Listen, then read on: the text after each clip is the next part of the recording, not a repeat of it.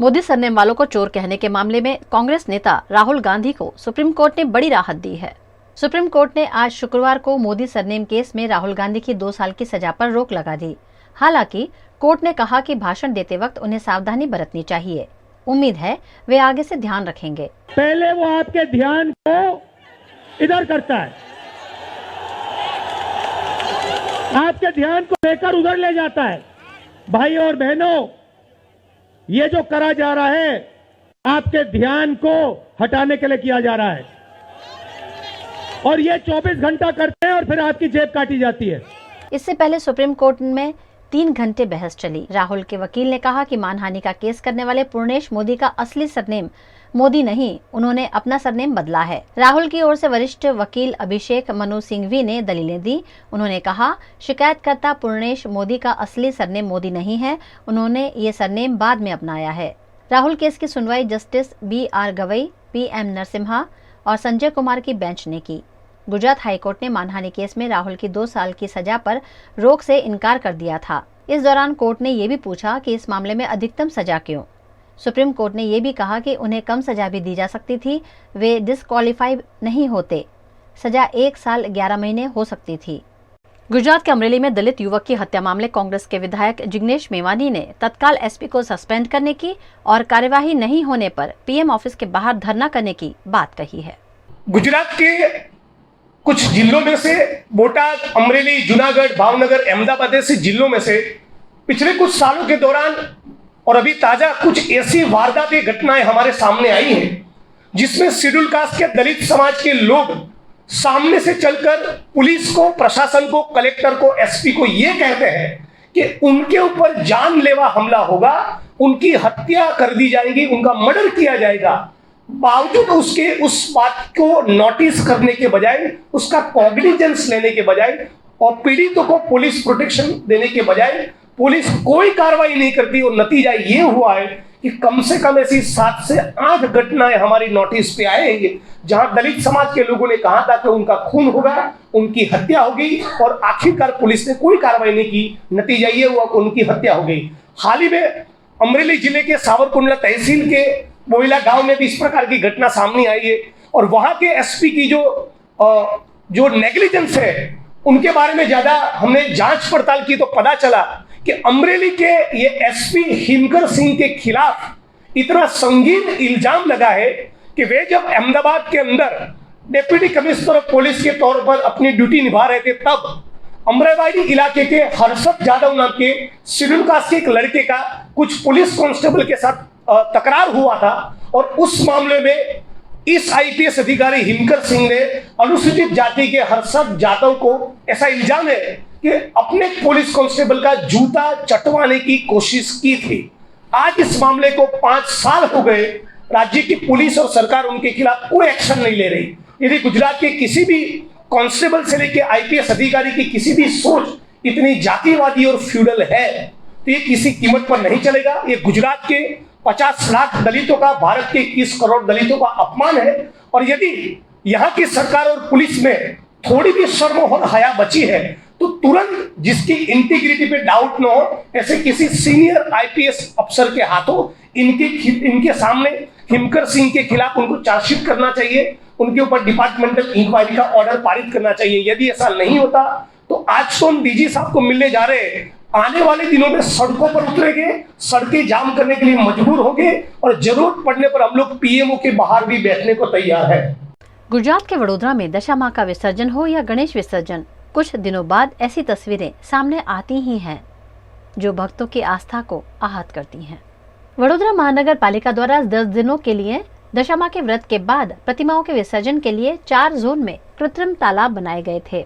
विसर्जन की अलग अलग व्यवस्था भी की गई और भक्तों ने हजारों दशा माँ प्रतिमाओं का श्रद्धा के साथ विसर्जन भी किया। श्रद्धालु तो विसर्जन करने के बाद अपने अपने घर चले गए, लेकिन दशा माँ की प्रतिमाएं अभी भी तालाब में खंडित हालत में पड़ी हुई नजर आ रही हैं। दरअसल कृत्रिम तालाब से कॉरपोरेशन द्वारा छठे दिन पानी खाली करने की कार्यवाही शुरू की गई, और ऐसे में तालाब में POP की प्रतिमाएं अपनी सतह पर आ गई हैं, जिसमें किसी का हाथ टूट गया है तो किसी का सिंहासन खंडित हो गया है।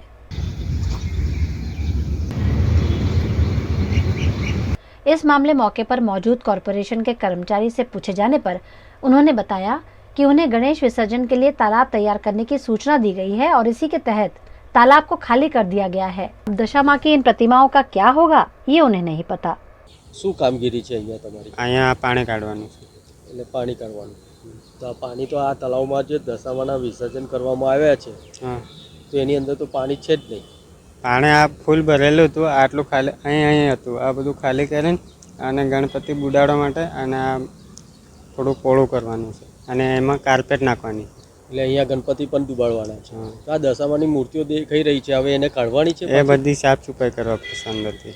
અંદરથી કાઢી નાખવાની છે. પછી કઈ લઈ જવાના? પછી લઈ તો ખબર ના આવે કઈ લઈ જવાના, પણ આ થોડુંક મોટું કરીને આમાં તાટપત્રી નાખીને પછી ગણપતિ બુડાડવાના. પણ આ જે મૂર્તિઓ છે દશામાની એ તો વિસર્જન કર્યા પછીની તો ઓગળી નથી, તો એને ઓગળવા માટે શું કરશો?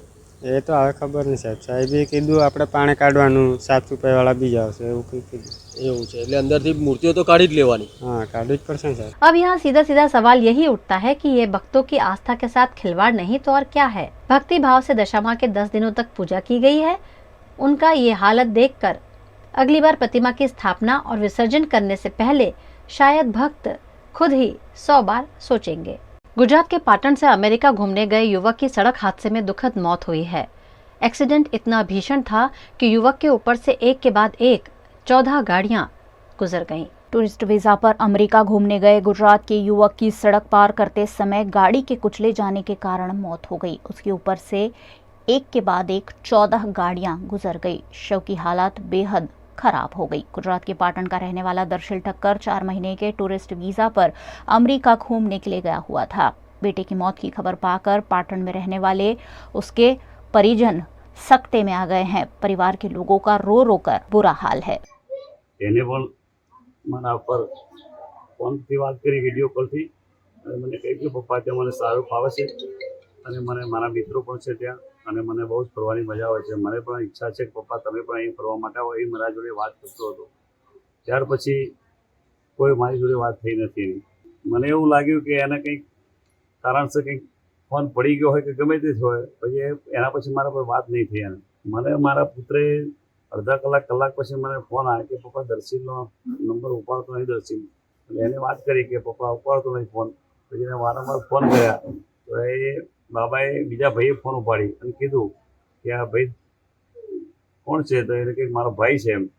એટલે ભાઈએ ફોન કરી વાત કરી કે તમારા અમેરિકામાં કોઈ રહેતું હતો, તમે એને જાણ કરો. તો એ એક્સિડન્ટ થયેલો છે દર્શિલભાઈને. એટલે દર્શિલભાઈ માટે એક્સિડન્ટ માટે વાત કરી કે ભાવિકભાઈ દેસાઈ કરી છે ત્યાં, એના મિત્ર છે અને તેના ત્યાં અમે જાણથી એને મોકલ્યો હતો. ત્યાં એને વાત કરી, તરત બાબુભાઈ ત્યાં ભાવિકભાઈ દેસાઈ ત્યાં પહોંચી गया અને એને એડમિટ ત્યાં હોસ્પિટલ કરવામાં આવ્યો. दरअसल गुजरात के पाटन के रहने वाला दर्शिल अमेरिका टूर के दौरान 29 जुलाई की सुबह करीब 11:30 बजे रोड क्रॉस कर रहा था। उस वक्त ट्रैफिक सिग्नल अचानक खुल गया। दर्शिल को लगा कि सिग्नल बंद है और वो सड़क क्रॉस करने लगा, लेकिन अचानक सिग्नल चालू हो गया और एक के बाद एक 14 गाड़ियां दर्शिल के ऊपर से गुजर गई। दर्शिल की मौत की खबर के बाद परिजनों ने उसका शव भारत लाने के लिए प्रधानमंत्री नरेंद्र मोदी, मुख्यमंत्री भूपेंद्र पटेल और सिद्धपुर के विधायक और कैबिनेट मंत्री बलवंत सिंह राजपूत से भी मांग की थी।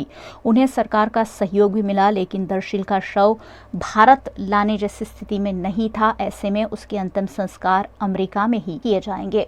गुजरात के वडोदरा शहर की राजदीप सोसाइटी में दूषित पानी से लोग बीमार पड़ रहे हैं, लेकिन कॉरपोरेशन कोई ठोस कार्यवाही नहीं कर रहा है। गुजरात के वडोदरा शहर के कई इलाकों में इन दिनों दूषित पानी की आपूर्ति हो रही है, जिससे पानी जनित बीमारियां फन उठा रही है। वार्ड नंबर 13 में शामिल बगीखाना के पीछे राजदीप सोसाइटी में पिछले कई दिनों से पीने के पानी में ड्रेनेज का पानी मिक्स हो रहा है, जिसके चलते यहाँ दस्त और उल्टी जैसी बीमारियों से लोग परेशान हैं। पोलो ग्राउंड निकट बगीखाना के पीछे राजदीप सोसाइटी में हमेशा तरह तरह की समस्याएं सामने आती है, लेकिन कॉरपोरेशन द्वारा कोई ठोस कदम यहाँ नहीं उठाया जाता है।